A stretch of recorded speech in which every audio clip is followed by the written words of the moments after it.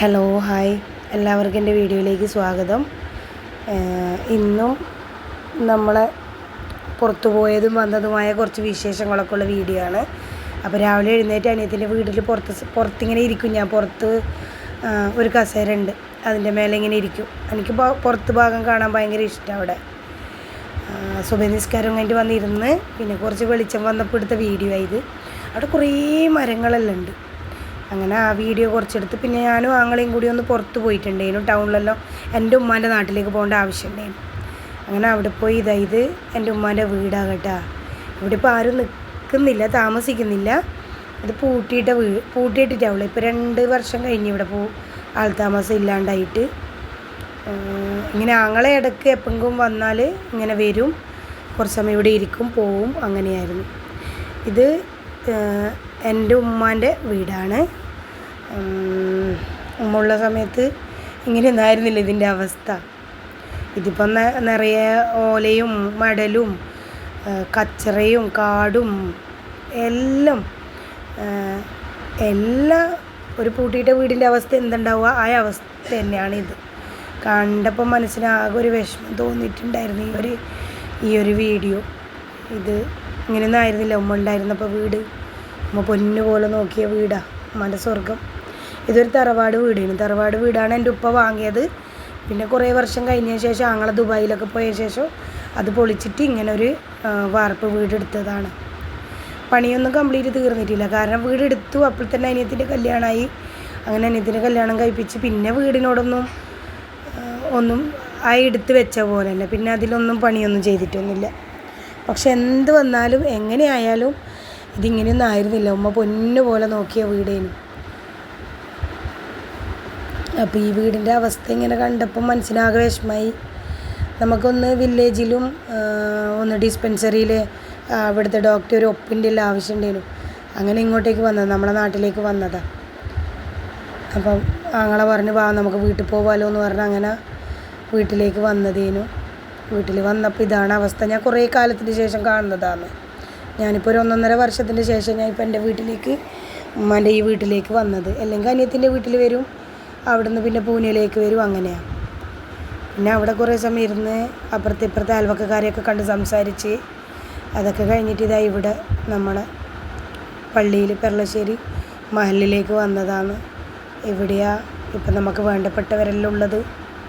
ഒരുപാട് ആൾക്കാരുണ്ട്. നമ്മളെ ഉമ്മ, ഉപ്പ, ബെല്ലുമ്മ, ആപ്പമാർ, ഒരു ഇളയമ്മ, ഒരു മൂത്തമ്മ, ഒരുപാട് ആൾക്കാരുണ്ട്. അപ്പോൾ ആങ്ങൾക്ക് അങ്ങോട്ട് പോകാൻ പറ്റും. ഞാനിവിടെ ഗേറ്റിൻ്റെ ഉള്ളിലൊരു ചെരുപ്പ് വെക്കുന്നൊരു സ്ഥലമുണ്ട്. അവിടെ നിന്നിട്ട് എല്ലാവരോടും സലാം പറഞ്ഞ് എല്ലാവരെയും എല്ലാവരോടും ഇങ്ങനെ സംസാരിച്ചു. ഉമ്മാനോട് സംസാരിച്ചു. ആകെ ഒരു വിറയലൊക്കെ ആയിരുന്നു അന്ന്. ഇപ്പോഴും എനിക്ക് എന്താ പറയണ്ടതെന്ന് മനസ്സിലാവുന്നില്ല കേട്ടോ. അതുകൊണ്ടാണ്. അപ്പോൾ ആങ്ങളോട് ഞാൻ വെള്ളത്തിന് പറഞ്ഞിട്ട് അവിടെ കുടിവെള്ളം വെച്ചിട്ടുണ്ടായിരുന്നു. അങ്ങനെ എനിക്ക് വെള്ളമെല്ലാം കൊണ്ടു തന്നു. അങ്ങനെ അവിടെ കുറേ സമയം ഇരുന്ന് പിന്നെ നമ്മൾ അവിടെ നിന്ന് ഇറങ്ങി. പിന്നെ എങ്ങോട്ടും പോകാനുള്ളൊരു മനസ്സൊന്നും ഉണ്ടായിരുന്നില്ല. നേരെ വീട്ടിലേക്ക്, അനിയത്തിൻ്റെ വീട്ടിലേക്ക് വന്നു. അതായത് സ്കൂള് പള്ളീൻ്റെ തന്നെ സ്കൂളായത്, മാപ്പിള സ്കൂൾ എന്ന് പറയും. പണ്ടത്തെ നമ്മളെ മാപ്പിള സ്കൂള് അങ്ങനെ പറയാം. ഇവിടെയാണ് ഞാൻ 1ാം ക്ലാസ് മുതൽ 3ാം ക്ലാസ് വരെ പഠിച്ചത്. പിന്നെ നമ്മളെ വീടിൻ്റെ അടുത്തൊരു സ്കൂൾ വന്നപ്പോൾ എന്നെ അങ്ങോട്ട് 4ാം ക്ലാസ്സിലേക്ക് ചേർത്തി.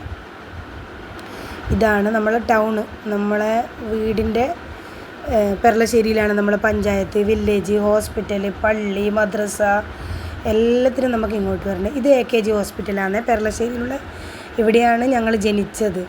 എൻ്റെ ഒരാങ്ങളെ മാത്രം കണ്ണൂർ. അത് കുറച്ച് കോംപ്ലിക്കേഷൻ ഉണ്ടായതുകൊണ്ട് കുറച്ച് ബുദ്ധിമുട്ടും ഉള്ളതുകൊണ്ട് ആങ്ങളിനെ അവിടെ ഡെലിവറി ആക്കാൻ പറ്റില്ല എന്ന് പറഞ്ഞ സമയത്ത് ഒരാങ്ങളെ മാത്രം കണ്ണൂർ. ഏത് ഹോസ്പിറ്റലാണ് എനിക്ക് ഓർമ്മയില്ല. ബാക്കി നമ്മൾ 3 പേരും ജനിച്ചത് ഇവിടെയാണ് ജനിച്ചത്. പിന്നെ വളർന്നത് എന്നും പറയാം. അങ്ങനെയായിരുന്നു ആ ഹോസ്പിറ്റൽ ഞങ്ങളും തമ്മിലുള്ള ബന്ധം. പിന്നെ അവിടുന്ന് നേരെ വീട്ടിലേക്ക് വന്ന് ഒന്ന് മേലെല്ലാം കഴുകി നിസ്കാരമെല്ലാം കഴിഞ്ഞ് അപ്പോഴേക്ക് കപ്പയും ചമ്മന്തിയും അച്ചാറും കട്ടൻ ചായയും പിന്നെ ബ്രെഡ് പൊരിച്ചതും ഉണ്ടായിരുന്നു. അങ്ങനെ ആങ്ങളെയും ഞാനും അനിയത്തിയും മക്കളും എല്ലാം കൂടി അതൊക്കെ കഴിച്ച് റാഹത്തായി കുറച്ച് സമയം പുറത്തിരുന്നപ്പോഴൊക്കെ നമ്മൾ ഇതന്നെയാണ് സംസാരിച്ചുകൊണ്ടിരുന്നത്. എനിക്ക് വീട് കണ്ടതിന് ശേഷം പിന്നെ ആകെ എന്തോ ഒരു പോലെ ആരും താമസിക്കാണ്ട് ഇങ്ങനെ പൂട്ടിയിട്ടാലുള്ളൊരവസ്ഥ അതന്നെ. പിന്നെ പറയൂലേ നമ്മളെ മെയിൻ ആൾക്കാർ പോയാൽ തന്നെ ആകെ എല്ലാം ഒരു താറുമാറാ, ഒരു ലക്കുലകാനൊന്നുമില്ല, എന്താ പറയണ്ടേ എനിക്കറിയില്ല കേട്ടാ. ആകെ ഒരു വിഷമം പിടിച്ച ദിവസമാണ് അന്നത്തെ ദിവസം. എനിക്കിപ്പോൾ പറയുമ്പോൾ വോയിസ് ഓവർ കൊടുക്കുമ്പോൾ തന്നെ വിഷമമുണ്ട്, നല്ല സങ്കടമുണ്ട്. അങ്ങനെ അനിയത്തിൻ്റെ വീട്ടിൽ വന്ന് ചായയെല്ലാം കുടിച്ച് മേല് കഴുകി നിസ്കാരവും കഴിഞ്ഞ് ചായയും കുടിച്ച് പുറത്തിരുന്ന് അതൊക്കെ കഴിഞ്ഞിട്ട് പിന്നെ കൃഷി അനിയത്തിൻ്റെ കൃഷിക്ക് വെള്ളം നനക്കാൻ വേണ്ടിയിട്ട് നമ്മൾ അങ്ങ് വളപ്പിലോട്ട് ഇറങ്ങി പറമ്പത്തേക്ക്. അപ്പം ഞാനിങ്ങനെ വെള്ളം ഇങ്ങനെ സ്പ്രേ പോലെ ആക്കുമ്പോൾ പറയുന്നുണ്ടായിരുന്നു, ഇങ്ങനെയല്ല ആക്കേണ്ടത്, ഒരു സ്ഥലത്ത് തന്നെ ഒരുപാട് സമയം പിടിച്ച് നിൽക്കണം, കാരണം വെയിലല്ലേ, നല്ല ചൂടേനു അന്നത്തെ ദിവസം പുറത്തു പോയി വന്നപ്പോൾ എനിക്ക് 2 കൈക്കും പൊള്ളിയിട്ടുണ്ടേനു, കഴുത്തിൻ്റെ ബാക്കിന് മറ്റേ സൂര്യാഘാതം ആയിട്ടുണ്ടേനു. അങ്ങനെ നമ്മൾ വെള്ളം നനക്കുന്ന സമയത്ത് നമ്മളെ വീടിനെ പറ്റിയും നാടിനെ പറ്റിയും നമ്മളെ അയൽവക്കക്കാരെ പറ്റിയൊക്കെ കുറേ വർഷം എന്ന് പറഞ്ഞാൽ ആ വീട് എടുത്തിട്ട് തന്നെ വേണമെങ്കിൽ 10-35 വർഷമായിട്ടുണ്ടാവും. എൻ്റെ ഉമ്മാമ്മ സ്ഥലം വാങ്ങി വീട് വെച്ചതേനെ അവിടെ. പിന്നെ ആ വീട് എൻ്റെ ഉപ്പ വില കൊടുത്ത് വാങ്ങി, എല്ലാവരെയും അവകാശം കൊടുത്തിട്ട് വില കൊടുത്ത് അവർ പറഞ്ഞ വിലയിൽ എൻ്റെ ഉപ്പ ആ വീടും സ്ഥലവും വാങ്ങി.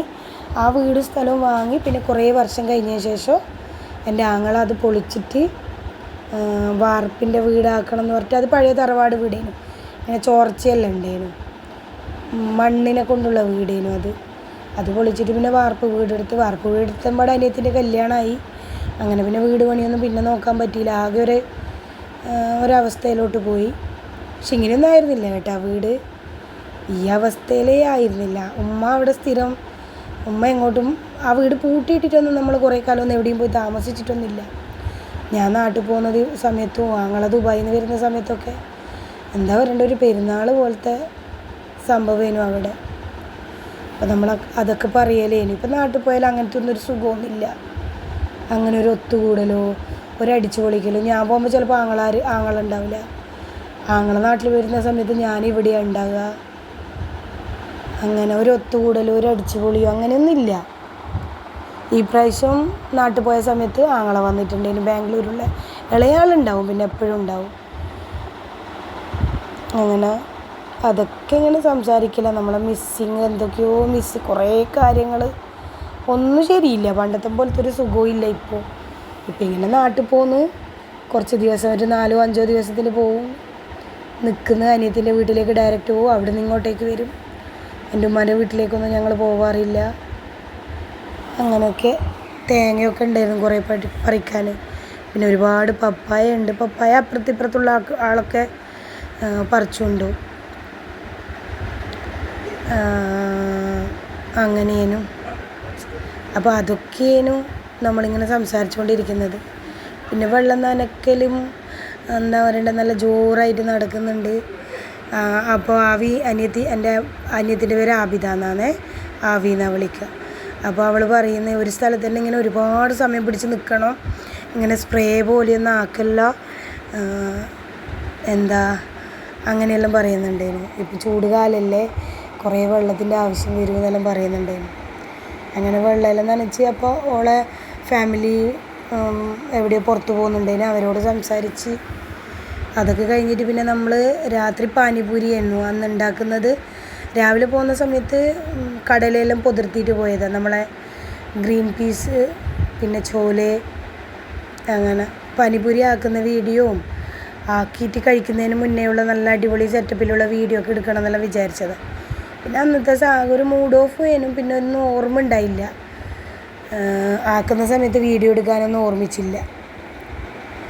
ആക്കി കഴിഞ്ഞാൽ പിന്നെ കഥ ഞാൻ പറഞ്ഞുതരാം, ഈ വീഡിയോയിൽ ഞാൻ കാണിച്ചു തരാം. പാനിപ്പൂരി ആക്കിയിട്ട് അതിൻ്റെ ഗ്രീൻ കളറുള്ള ആ വെള്ളവും പുളീൻ്റെ ആ റെഡ് കളറുള്ളതും റഗടയും നമ്മൾ ഓമപ്പൊടിയും ഉള്ളിയും എല്ലാം ഉണ്ടായിരുന്നു. പക്ഷെ ഞാൻ വീഡിയോ എടുക്കുന്ന സമയത്താകുമ്പോഴേക്ക് മൊത്തം കാലിയായിട്ട് പാനിപ്പൂരി കഴിച്ച ആൾക്കാരൊക്കെ ഇങ്ങനെ തലയെല്ലാം കറങ്ങിയിട്ട് കിടന്നിട്ടുണ്ടായിരുന്നു. അപ്പോൾ ഞാൻ ചക്കേനെ പറ്റി ഇങ്ങനെ പറയല പോകുമ്പോഴേക്കും ഒരു ചക്കയെങ്കിലും പഴുത്തിട്ടുണ്ടെങ്കിൽ ഒന്ന് കുറച്ചെങ്കിലും കഴിക്കേനു അങ്ങനെല്ലാം പറയുന്നുണ്ടേനു ഞാൻ. പിന്നെ അന്നത്തെ സംസാര വിഷയം എന്താ വെച്ചാൽ നമ്മളെ കുട്ടിക്കാലവും നമ്മളെ എന്നാ കളിപ്രായവും സ്കൂളിനെ പറ്റിയും അയൽവക്കക്കാരെ പറ്റിയും എന്താ പറയണ്ടേ ഉമ്മൻ്റെ ഫാമിലീനെ പറ്റിയും ഉപ്പാൻ്റെ ഫാമിലീനെ പറ്റിയും അതായിരുന്നു അന്നത്തെ ദിവസത്തെ ഫുൾ സംസാരം.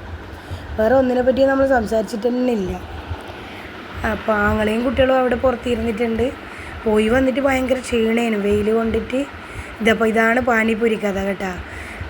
ഇതെന്താണെന്ന് വെച്ചാൽ തലേന്നത്തെ മീൻകറി മീൻ മുളകിട്ടതുണ്ടേനു. അത് അടുപ്പത്ത് വെച്ചിട്ട് ഇറക്കി വെക്കാൻ മറന്നുപോയപ്പോൾ അത് വറ്റിപ്പോയി. അപ്പോൾ അതുണ്ട്. കുറച്ച് കപ്പ ഉച്ചക്ക് വൈകുന്നേരം പുഴുങ്ങിയതുണ്ട്. പിന്നെ വെളുത്തുള്ളി ചമ്മന്തി ഉണ്ട്. പിന്നെ ഇതാണ് പാനിപ്പൂരി. ഗ്രീൻ. ഇതിലൊക്കെ നിറച്ചും ഉണ്ടേനു. ഇതിപ്പോൾ ഒട്ടുമില്ല, എല്ലാം കാലിയായി. കണ്ട രണ്ട് സ്പൂണെല്ലാം ഒന്നിലിങ്ങനെ കിടക്കുന്ന കണ്ട. ഇതിൽ നിറച്ചും കടലൊക്കെ പുഴുങ്ങിയതുണ്ടേനു. അതും കാലിയായി. അത് എന്താ ഓമപ്പൊടി ഇട്ട പ്ലേറ്റ്. ഉള്ളി മുറിച്ചിട്ട് പ്ലേറ്റിൽ വരെ ഇടാൻ സമയം കിട്ടിയിട്ടില്ല. ഇത് പാനിപ്പൂരി ഇട്ടത് ഫ്രൈ ചെയ്തിട്ട് ഇട്ട സംഭവം. അങ്ങനെ എല്ലാവരും പാനിപ്പൂരിയൊക്കെ ഒരുപാട് കഴിച്ച്. എന്താ പറയുക, സെക്കൻഡ് കൊണ്ട് പാനിപ്പൂരി കാലിയായ പോലെ എനിക്ക് തോന്നിയത്. അങ്ങനെ കഴിച്ചിട്ട് അനിയത്തിൻ്റെ മോനുണ്ട് അവിടെ ക്ഷീണമായിട്ട് കിടന്നിട്ട്. ഇതാ പാനിപ്പൂരി ഉണ്ടാക്കിയതിൻ്റെ വെള്ളം കുടിക്കുന്നുണ്ട്. അപ്പോൾ ഇതൊക്കെയാണ് അന്നത്തെ ദിവസത്തെ വിശേഷങ്ങൾ.